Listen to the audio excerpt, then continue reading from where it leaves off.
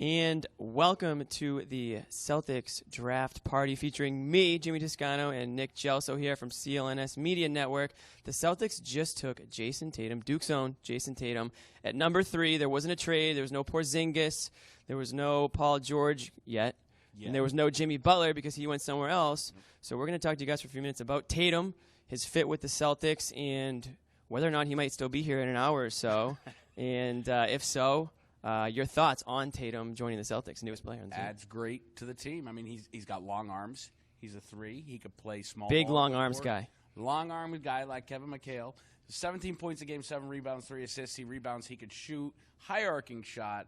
Good for the C's. Right now they need shooting.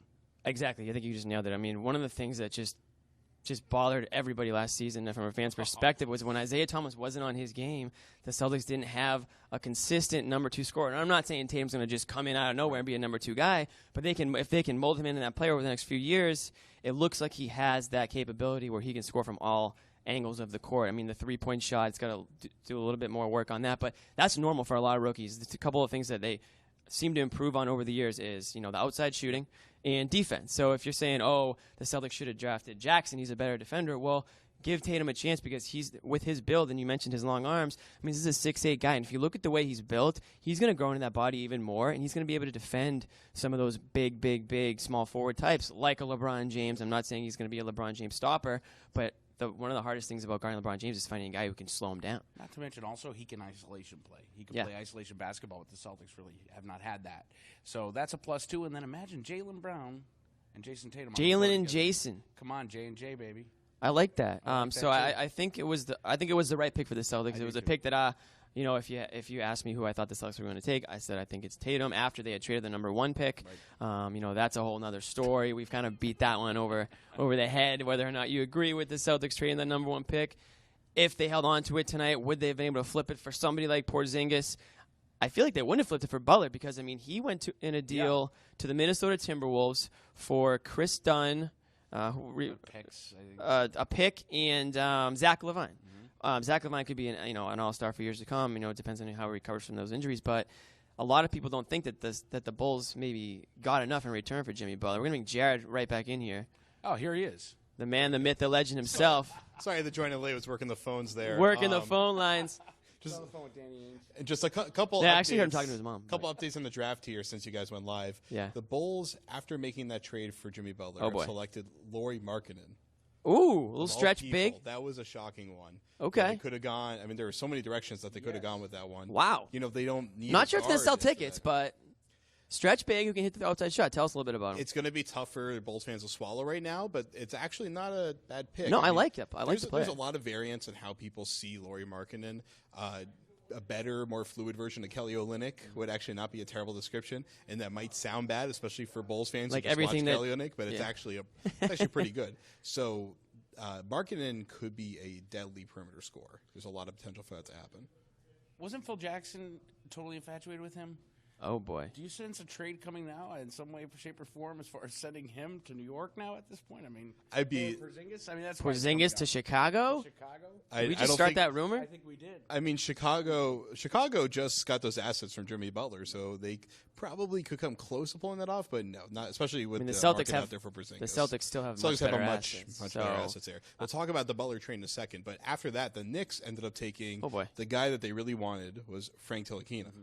And they get a big defensive point guard out of France. Ntilikina, I've been a big fan of his for a while now. I don't think he's going to be much of a scorer for them. So it's interesting that they took him over Dennis Smith, whose range has been from number 3 in this draft all the way down to like number 10 in this draft. So I didn't get to see the pick, but I'm just going to go out on a limb and say that it was not received well by the Knicks fans in attendance. Is that something that we can probably assume? I would be shocked if they received it well. The only person in the draft that they probably European know less about than Lauri Markkanen. Yeah, I can't imagine. So right now, that is where things They're the same guys who booed Porzingis. That's true. Yep. So, I mean, you really got to take that They with can a only grain of hope he salt. turned out to be exactly. that good. I mean, I would liken him to Dante Exum, who people aren't very high on right now because he's been injured. Maybe George Hill, bigger version of George Hill, who had a great year this year. So he's a solid player, but he's a good role player. He's not a guy like Smith who I could see becoming like a dominant force. He's more of just like a guy that could really do everything pretty well. So interesting. I mean, it's kind of like a reasonable development plan for the Knicks. Well, the thing is, you're not going to fix the Knicks with one player in the draft. So draft a player who you like, who you think you can build other players around. I mean, it's New York City. They're not going to have a problem. At some point, they're going to land the big fish, whether or not it's Porzingis and they keep him or whether they find somebody else. It's not like a small market team that can't get the big name free agents. So they're waiting for that superstar player. And maybe they knew that they weren't going to get in the NBA draft, so they drafted a player who they seem that they can add players around to really make them effective. Well, Jayson Tatum's the pick, which I'm sure you guys have already gone through. Yes. Now, I had sources telling me today that if they take Jackson, there's a good chance he could be moved. But if they take Tatum, they're taking him to stay. And right after Tatum got picked, Woj came out with a report that Paul George talks are heating up. So got a little worried about that one there. But but it makes sense. But if all of a sudden a player becomes available, it's not like they're saying, no, we drafted Tatum, we're going to keep him, right? I mean, it's not like Tatum's untouchable. So, I mean, I think there's always a price. They wouldn't say, Tatum would go in a deal for Porzingis if all of a sudden Porzingis said, listen, trade me right now. Like, this is garbage. How bad are... You can do it. Wow, this is great. How bad are Celtics fans going to flip out if nothing else happens tonight? Is this anticlimactic? That's a good question. I'm not sure. Well, I'm asking you. Oh, wow. I don't think they're going to flip out. I don't think it's Jaylen Brown level of reaction. I think the Porzingis thing kind of came out of left field. It wasn't like it was hyped up for the last few months. The Butler deal's already happened. He's gone somewhere else, and I'm not sure. Obviously Paul George is a superstar player, but I'm not sure. I think fans are very nervous on whether or not he would stick around as a free agent. So I don't think everyone's banging down the door for a trade for the sake of a trade, whereas last year it felt like they were. I think with KG, Danny Ainge wanted assurances that he would sign. I think Danny Ainge is probably looking for that with a guy like Paul George too, which may be what's holding it up. Good point. I mean, they can agree in principle to a trade on Paul George and execute it later, which could have implications for one, opening up cap space. Of course, if they were to include Tyler Zeller in that trade to try to match salary, that wouldn't work because they need to waive Tyler Zeller's $8 million to open up that max slot in cap so they can try to get someone like Hayward or Griffin. They could agree to a trade with on George later in the offseason if George goes through tonight untraded. Yeah. Hell, it could even include somebody that they pick tonight. I can't imagine there's any possibility that they're including Tatum unless there is some sort of confirmation from George's camp that he'll sign an extension. Yeah. I think it's ideal to trade for George after the draft if possible because that gives you time to basically agree to a framework deal with Indiana and then work unofficially with Indiana can give them permission to discuss with George, but agree to a handshake deal with George to re-sign. Right. Because he can't sign a contract extension right away, I believe. So he would have to re-sign as a free agent. Of course, there is a risk of just doing a handshake deal, and handshake deals are not written in stone. Right. But it's pretty dangerous for somebody to do a handshake deal in the NBA and go back on it. So you think that if the Celtics drafted Jackson, it would have been for another team, essentially? Most likely, yeah. Because that was what I was hearing from multiple sources. Yeah. Earlier today, something I wasn't confident to report until after they took Tatum. So, it was a little shaky, but I'm not Woj, but I'm doing my best here. But You're our Woj. It doesn't work. Woj. But I think it's important to know that Tatum is a guy that they can build off of. And they Definitely. can still move. I agree. But he gives them something that they were completely missing. And Jackson wasn't something that they were missing. Now, I love Jackson. I think I'm higher on Jackson than most people. Apparently, Cornell reports today, I don't think anybody can be any higher than possible on Jackson. I'm anti. He was projected. I'm anti. See, the entire league sounded like they were trying to trade up to get to him. And smoke and mirrors. They all wanted Tatum. That's actually good. That's a good point. Did they want Tatum? That is Danny an Ainge interesting knew question. that they all wanted Tatum. Well, so. the thing is, so with Tatum, what do you like about him? What I like about him is that they know he's going to be a good scorer. And that's something like that they've been trying too. to find. It's something that they need really badly. Now, drafting in the top 5 for need is a very dangerous proposition. Now, he can be a need guy and a high ceiling guy. I think he checked off all the boxes where he's not only is he need, but he's actually also probably the best available. And he does have that high ceiling. I mean, they didn't take Fox at least. That would have been really complicated Fox if they guy. had taken Fox. I love Fox, and I'm actually rest in peace, Fox. He got drafted by the Kings, so that's pretty much the end of him. I'm happy. I'm happy with that one because he can run PNR with Cauley-Stein, And if they're gonna collapse on him, he can still throw. It's it just a over franchise doubles. that I'm worried about. Well, there's potential there, but he's a great fit there. I mean, really, every guy that I've seen pick so far, and I haven't checked in a few minutes, so Tilakina is the last one. I think every single guy has been a really good fit for who drafted them, especially seeing like Jackson and Booker together in Phoenix. Jeremy, check to see if there's been a blockbuster trade that we don't know about. I'll check while I'm talking here, but nothing yet. So I have no idea how far ahead Woj is on the draft. Yeah. I think he's like 3 picks ahead. I think he's in the second round already. I think he's in the 3rd round, going back to the 80s. Yeah. The Celtics have signed Gordon Hayward, according to. But going back to Tatum, what's good about that is that trying to find a really good go-to scorer is extremely difficult. It's been their biggest problem so far. They only had one guy on the roster that could actually do it so far, and now they have two. They need that swingman. And he'll be able to do it his rookie year. Okay, I wasn't. Impact rookie year. So rookie year, where do you see him fitting in immediately? Is he Jaylen Brown level or more? More, I think so. Even though we got some funky music going on. Get back some there. music going. Okay. I think Party's getting started. Yeah. Brown ended up filling a really crucial role for them, especially because Jay Crowder was struggling on defense. His feet were too slow in the playoffs, and they were able to give Brown a lot of those minutes, and he had a lot of up and down. And my view of Jaylen Brown's trajectory went up a lot in the playoffs. To see the way he was able to step up his game, his compete level is off the charts. Yeah, it's very clear why the Celtics took him. And Tatum is kind of like an opposite player. I feel like they're kind of inverse players. I think Jaylen has a lot of the kind of auxiliary skills and abilities, and nimbleness isn't the right word, but he's a different kind of athlete than Tatum is. I feel like Tatum is kind of like a bigger version of Markelle Fultz. A little smoother? Not the same skill set, but he's more of the smooth. I mean, Carmelo Anthony's a really good comp. Rudy Gay is a pretty good comp. I heard Rudy Gay. Rudy Gay is thought of as a negative because he's been a negative for so long. Same thing with Carmelo. I am one of the least. I'm one of the lowest Carmelo. I'm a Carmelo hater. That's what I am. Really? Wow.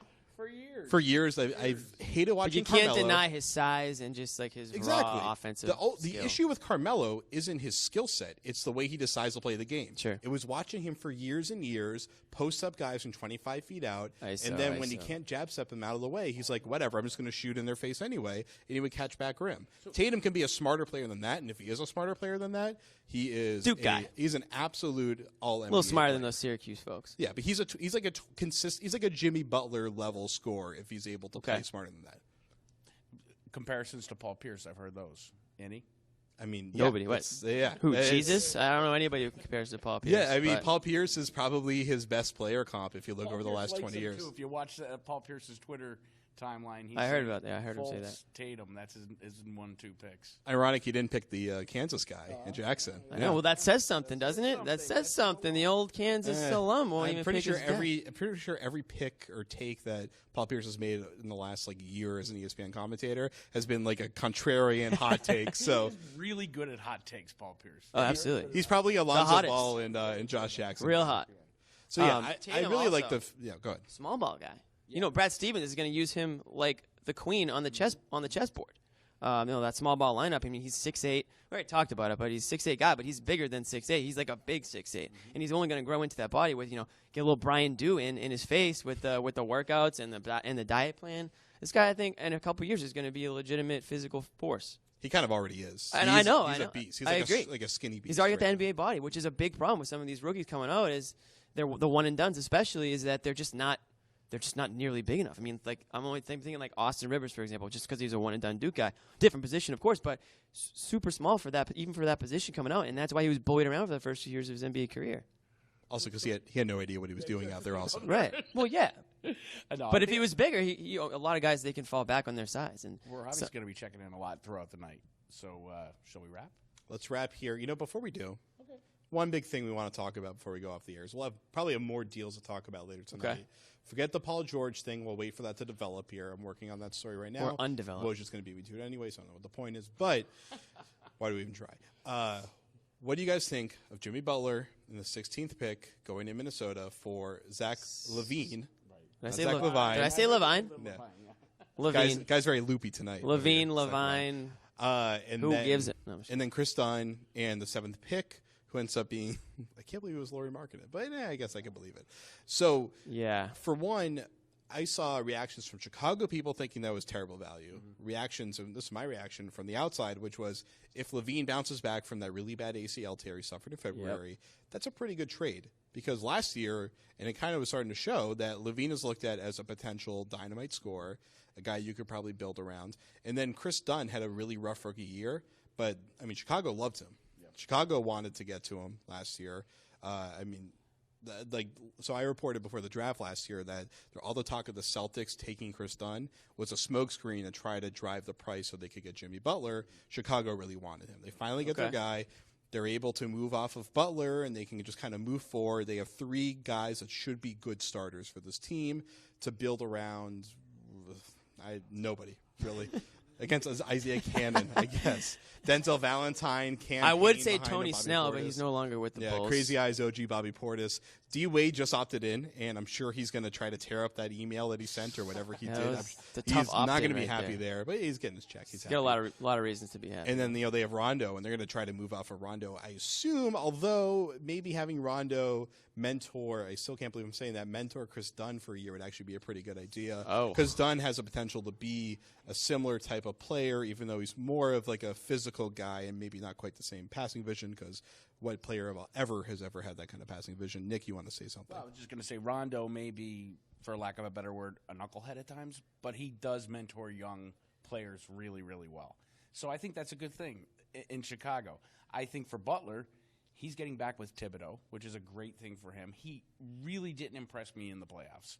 I thought his leadership skills were not quite there. I thought at the podium he was kind of muted. He was uncharismatic, even when the Celtics were, or when the Bulls were winning, and he didn't step up during the Celtics comeback. So I think Butler going to Minnesota is okay with me. Not that anybody cares, but that's fine with me. And I think it's good for Butler because he's going to get back with a real certified coach in Tom Thibodeau, away from Hoiberg. Yeah, I think it's good for both sides. I mean, obviously the Timberwolves got better tonight. They got a lot better tonight, and they're all of a sudden they're going to be, at the least, a pest in the playoffs. I think they're obviously a playoff team, and they're going to give some team a tough run in the first round. They've got obvious superstar talent in Cat, Karl Anthony Towns, and now you've got Butler in there who can take on a bit of a leadership role. I know there's might have been a power struggle on the Bulls last year. That was a big reason for the struggles that they went through throughout the course of the year. So now there's maybe a lot less of that in Minnesota. This familiarity with the coach. Obviously, Minnesota's beautiful in the winter, so Butler will love it there, I think. So much for saying like players don't want to come to Boston for the winter. Right. I know. Well, who knows? I mean, he doesn't have a choice though. He's got to go to Minnesota. He's got to pack his bags. Make sure you dress warm. Yep. And for the Bulls, could they have gotten a little bit more? I think maybe having to give up their own draft pick. I thought was kind of tough. Thought maybe they were going to hold on to that. What were they asking from the Celtics for Butler and all these rumors? I mean. There's a couple different reports. One of them is that the Celtics weren't interested. So what I've been hearing was tonight's pick at number 3, they wanted Jalen and the Nets pick and Smart, which is a pretty massive. What, next year's pick? Next year's pick, not this year's pick. No, they wanted this year's pick. Oh, there's and no next way. year's pick. And then they settled for what? No. So that's nuts. Is that afraid to trade with Danny Ainge, that you're really asking for something that your fan base or your boss, your higher-ups are going to say, okay, well, that's suitable for a trade? Because, I mean, they're not getting the same from Minnesota. It's not clear. Not really close. And I would say it's not even that. It's as much as that, what can you get? I shouldn't say not close, actually. I mean, we're overvaluing some of the Celtics players, maybe, but like LaVine and Dunn, I mean, those are two guys that could be all-stars. I mean, Smart's a moderately better prospect than Dunn, I think, is. Although Dunn's rookie season might have tempered it, but LaVine, injury concern aside, is a very good player. Absolutely. He's a near all-star player. And then the number 7 he murdered the Celtics last year. But how was LaVine? LaVine's not really the same level as LaVine. When LaVine steps it up, he becomes LaVine. LaVine is dead, and it's part of Twitter now. So the last thing I'll say here is, because we went off the rails there, Jimmy Butler in Minnesota is amazing for all the reasons you guys discussed. Having him back with Tibbs is incredible. Putting him right next to Andrew Wiggins and him just busting with Andrew Wiggins' ass every single day in practice is going to do wonders for him. Yeah. I think a lot of the issues that Wiggins has been having in his developmental process so far are the things that Jimmy Butler excels at. His aggressive demeanor, his fight through the rim, his playmaking ability, his ability to kind of improvise and not necessarily pull up out of every single play. I mean, he's going to make Wiggins a really good player, and Wiggins could be a bigger, even more athletic version of what Jimmy Butler is now. So last year Minnesota was like our pick for a league pass team. Right? I'm gonna have to get like 3 league pass accounts just so I can watch Minnesota on 3 different TVs this year. I mean, it's going to be awesome to watch them. Just when I thought moving up to Boston, I wasn't going to have league pass. Now you're right. All these different teams, I'm going to need to continue to have league pass. And also Karl Towns with Jimmy Butler is going to be awesome. Yeah, just the energy on that team is going to be awesome. So Minnesota. It's been fun so far. KG will be popping his head in and out, I'm sure. That's right. Facilities. All right, well, that's going to do it for this first live broadcast here. So you can follow me, Jared Weiss, NBA, CLNS_Nick, Jimmy Toscano. Toscano. The name says James Toscano. It's Jimmy _Toscano. It's like Levine, the whole thing. That's right. And then Jeremy Karpf NBA is your Twitter handle. At Jeremy Karpf NBA. That's right. That's our producer, Jeremy Karpf, talking back there. So that's going to be it for this first one. We'll be back with a live reaction a little bit later when we eventually get some more news. They have a pick early in the second round. Late night Danny Ainge at least chat. as of right now. So Real we late something. Night. We're going to get Danny Ainge at some point. I think we're supposed to get Tatum on a conference call soon, so we're going to go do that. Yeah, we should you'll hear back from us soon. You can check my Twitter, the CLNS Media Twitter, and we'll let you know when we're coming back on. Don't forget to subscribe to our YouTube channel, CLNS Media Network. We'll see you in a bit here at the NBA Draft Live Garden Report.